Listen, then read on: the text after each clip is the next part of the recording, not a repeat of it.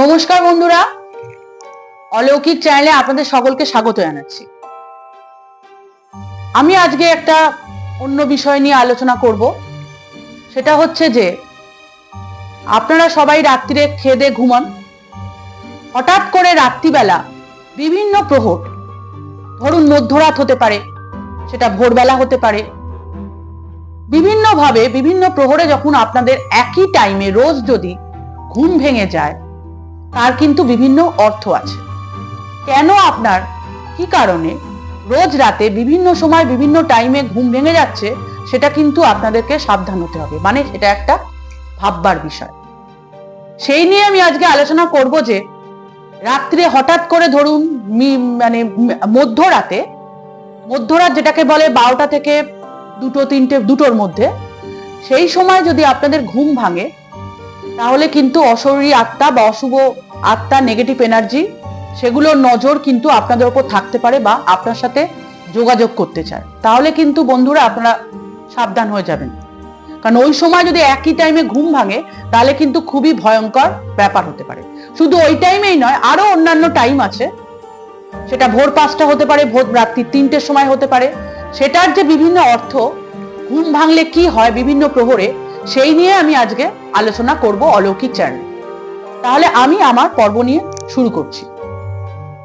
আপনারা সবাই অনেকে তাড়াতাড়ি খেয়ে, অনেকেরই অভ্যাস আছে যে ঘুমিয়ে পড়ে, মানে তাড়াতাড়ি রাত্রিরে খেয়ে দিয়ে শুয়ে পড়ে 9টার মধ্যে।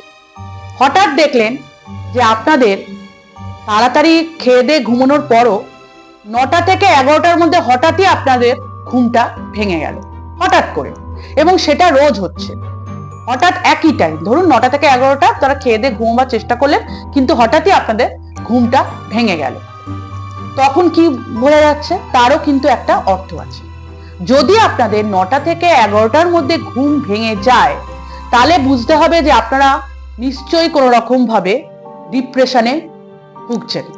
আর এই ডিপ্রেশনের জন্য আপনাদের ঘুমটা আসছে না, তাই হঠাৎ করে আপনাদের ঘুমটা ওই সময় ভেঙে যাচ্ছে।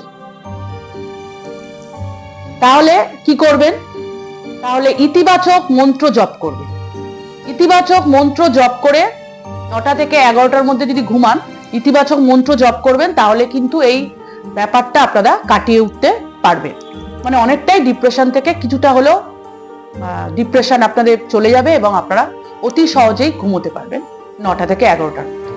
আবার অনেক সময় দেখা গেল যে আপনাদের 11টা থেকে 1টার মধ্যে ঘুম ভেঙে গেল। 11টা থেকে 1টার মধ্যে যদি ঘুম ভেঙে যায়, তাহলেও কিন্তু ভাববার বিষয়।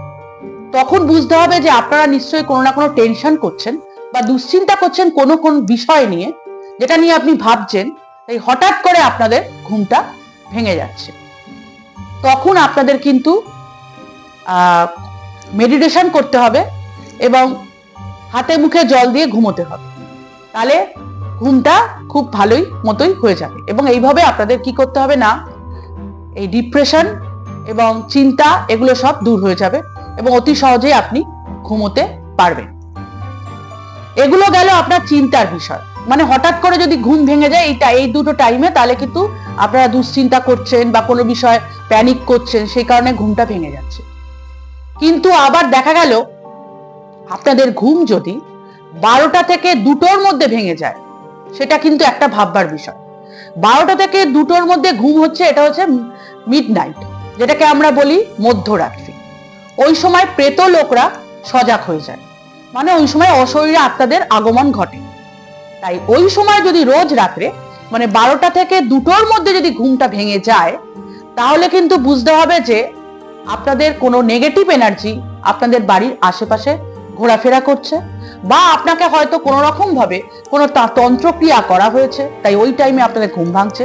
যে কোনো নেগেটিভ এনার্জি হতে পারে, যে কোনো অশরীরী আত্মা বা যেটাকে আমরা বলি অশুভ শক্তি, অশুভ আত্মা, সেগুলোর নজর আপনাদের হঠাৎ করে যদি পড়ে, সেটা কিন্তু খুবই বিপজ্জনক ব্যাপার। আপনাদের কিন্তু প্রাণহানিও ঘটতে পারে, অনেক জিনিস ঘটতে পারে ওই সময়। কারণ ওই সময় কিন্তু আপনারা বলতে পারি যে ওই সময় প্রেত লোক যেটা হয়, তারা কিন্তু সজাগ থাকে। এবং তখন কিন্তু যদি ঘুম ভাঙে, তাহলে বুঝতে হবে যে আপনাদেরকে কোনো অশরীরী আত্মা বা কোনো অশুভ আত্মা আপনাদের সাথে হয়তো যোগাযোগ স্থাপন করার জন্য আপনাকে ওই টাইমে ঘুমটা ভাঙিয়ে দিচ্ছে। এটা হলে কিন্তু আপনাদেরকে বাড়িতে পূজার্চনা করতে হবে এবং হনুমান চল্লিশার মন্ত্র জপ করতে হবে। এইভাবে যদি হনুমান চল্লিশার মন্ত্র জপ করেন এবং বাড়িতে পূজার্চনা করেন তাহলে কিন্তু এটা অনেকটা কাটিয়ে উঠতে পারবে। এটা গেল মিডনাইটের ব্যাপার। এবার আরেকটা টাইম আছে, সেটা হচ্ছে যে আপনাদের যদি ঘুম ভাঙে, ধরুন 1টার মধ্যে যদি ঘুম ভেঙে যায়, 1টা থেকে 3টের মধ্যে যদি ঘুম ভাঙে, তাহলে বুঝতে হবে যে আপনারা খুব রাগান্বিত, মানে খুবই রাগী, মানে অতিরিক্ত রাগ আপনার মধ্যে আছে, পুষে রেখেছেন, সেই রাগটা আপনি বাহির করতে পারছেন না, কোনো কারণে রেগে গেছেন বা ইরিটেশন হচ্ছে, সেটার জন্য কিন্তু আপনাদের ঘুম ভাঙতে পারে। রাত্রির 1টা থেকে 3টের মধ্যে যদি ঘুম ভাঙে তাহলে বুঝতে হবে যে আপনারা রাগান্বিত হয়েছে। এটা হলে চোখে মুখে জল দিয়ে, ভালো করে হাতে পায়ে জল দিয়ে ঘুমোতে হবে, তাহলে ঘুমটা আপনাদের অতি সহজেই হবে। এবার বলবো 3টে থেকে 5টার মধ্যে, 3টে থেকে 5টা যদি ঘুম ভাঙে তাহলে আপনাদের কিন্তু এটা শুভ যোগ, ভালো ইঙ্গিত দিচ্ছে। কারণ 3টে থেকে 5টা শুরু হচ্ছে ব্রহ্মলোক, সেই সময় দেবদেবীরা সজাগ থাকে এবং তাদের আশীর্বাদ যদি আপনার ওপর পড়ে, তারা কিন্তু আপনাদেরকে অনুপ্রাণিত করছে যে সকালবেলা ঘুম থেকে উঠে পড়ো, মানে ভোর 5টা, মানে সূর্য উদয় হওয়ার 1.5 ঘন্টা আগে কিন্তু আপনাদের যদি ঘুম ভাঙে, সেটা শুরু হয়, সেটাকে আমরা বলি ব্রহ্ম মুহূর্ত। আর এই ব্রহ্ম মুহূর্ত শুরু হচ্ছে ভোর 3টে থেকে 5টা।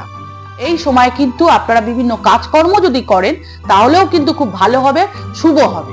এবং আপনাদের কি করা উচিত, ওই সময় ইষ্ট দেবতার পুজো করা উচিত এবং দেবদেবীর আরাধনা করা উচিত, তাহলে আপনাদের সকালটা শুভভাবে কাটবে। কারণ এই সময় কিন্তু ভয়ের কোনো ব্যাপার নেই, কারণ ওই সময় দেবদেবীদেরই আশীর্বাদ এবং দেবদেবীদের যদি আশীর্বাদ থাকে এবং আপনাকে ওঠার জন্য অনুপ্রাণিত করছে। আজকে আমি বললাম বিভিন্ন মানে রাতের বিভিন্ন পর্যায়ে কখন কিভাবে ঘুম ভাঙলে আপনাদের কি হতে পারে এবং কিভাবে সেই অর্থগুলো আমি বোঝালাম। আমি আজকে এই নিয়ে আলোচনা করলাম। আমার পর্বতে আমি আমার বক্তব্য আমি এখানেই শেষ করছি। আপনাদের যদি ভালো লাগে সাবস্ক্রাইব করবেন, তাহলে নতুন নতুন পর্ব পেয়ে যাবেন। আর যদি সাবস্ক্রাইব করে থাকেন তাহলে আমার এই পর্ব ভালো লাগলে লাইক আর কমেন্ট এবং অবশ্যই শেয়ার করে দেবেন। পরবর্তী পর্বে চোখ রাখবেন, আমি আবার পরবর্তী পর্ব নিয়ে আসবো। আমি আমার বক্তব্য আমি এখানেই শেষ করছি। নমস্কার, আপনারা সবাই ভালো থাকবেন।